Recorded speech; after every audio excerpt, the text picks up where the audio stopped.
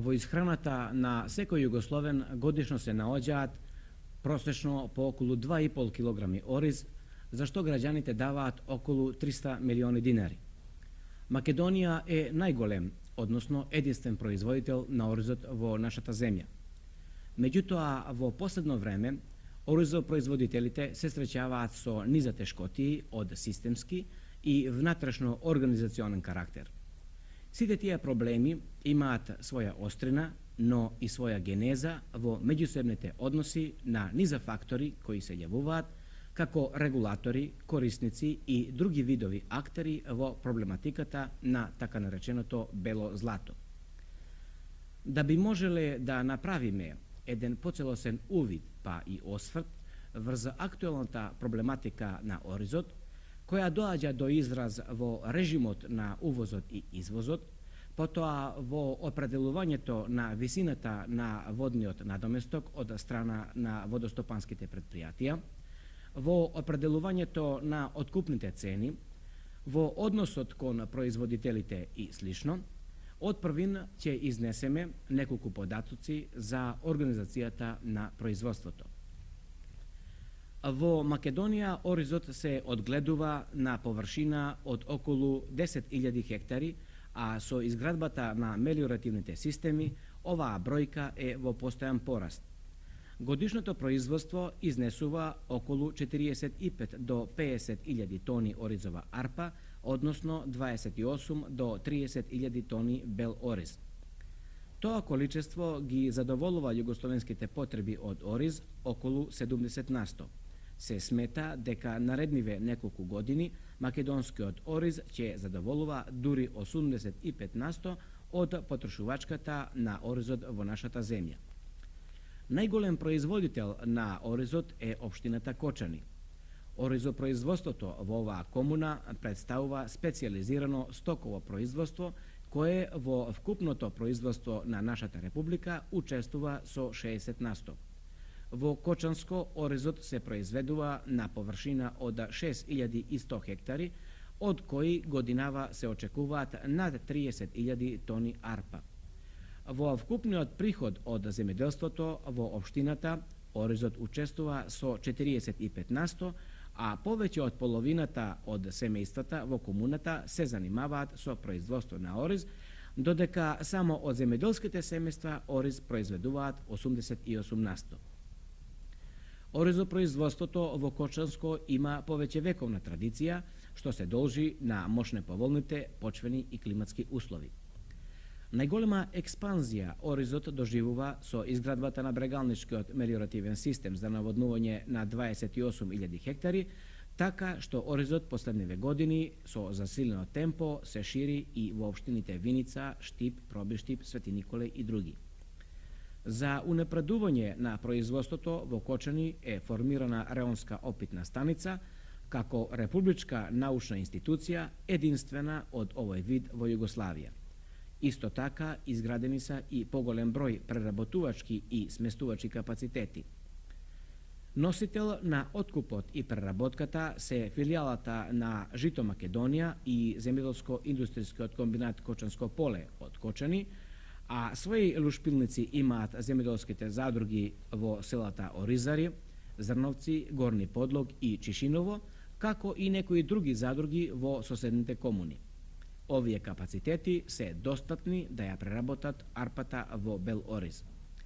Земјоделските организации оспособија голем број земјоделски стручњаци кои се занимаваат исклучиво со оризот, а производството на фабриката за хартија и целулоза во Кочани е организирано токму врз големите количества слама што се добива од оризот. Поранешните години трошоците на производството беа мощне големи.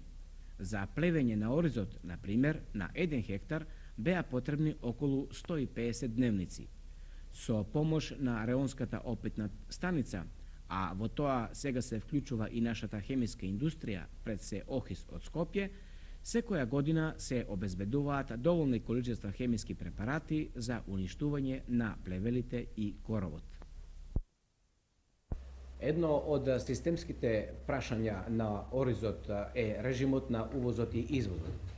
Во нашата земја се увезуваат доста големи количества ориз. Пред 2-3 години, например, беа увезени 3 до 4 пати поголеми количества отколку што беше нашата домашна продукција. При тоа оризот што се увезува од некои земји, например од Египет, Пакистан, Бурма и Индија, се јавува како компензација за индустријските стоки што во тие земји се извезуваат од Југославија, односно од југословенското стопанство. Тие количества на ориз што се увезуваат одат на лицитација. Другар председател, како вие гледате на ова? Да, точно е тоа дека се увезува неконтролирано големи количини на ориз.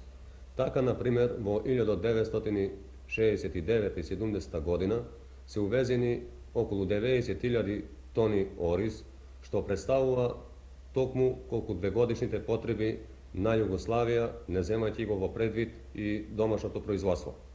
Ако се додаде и домашното производство од тие 2 години, кое е равно на едногодишните потреби на Југославија, доваѓаме до констатација дека увезениот ориз направи една таква положба на домашниот пазар, што домашното производство остана непродадено. Увезениот ориз е по порекло или од неразвиените земји, или од развиени. Кај првите, цената на чинењето на работната сила е многу мала, а кај вторите, ако можам така да кажам, постои аграрен протекционизам. Ово го нагласувам затоа што цената на оризот од увоз нелојално се однесуваше према домашното производство. Така, например, развиените земји го бенефицираат извозот на својото производство со околу 50%.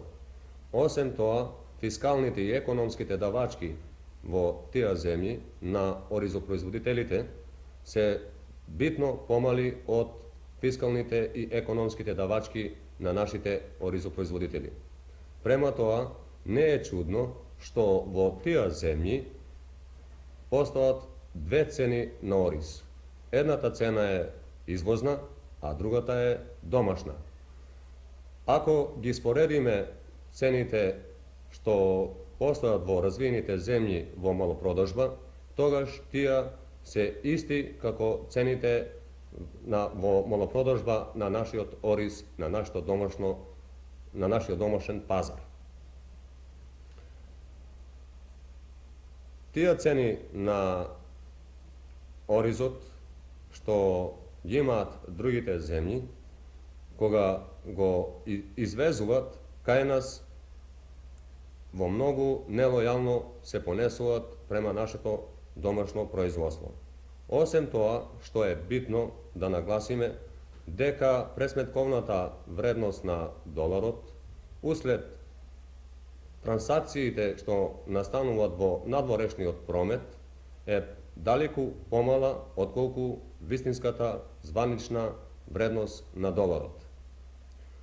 Тоа е исто така една од причините да тој ориз е поевтин од домашниот ориз. Друга председателе, какво е учеството на производителите на оризот во градењето на политиката за неговиот увоз? Сметам дека досега нашиот оризопроизводител немал никакво влијание во одредувањето на политиката на увоз на ориз. Воглавном, политиката на увезениот ориз ја креирале сите други, а не онај што е најповеќе заинтересиран за истото. Во врска со увозот на ориз и со режимот на увоз, вашето собрание често се залагаше за решавање на некои проблеми. Што конкретно баравте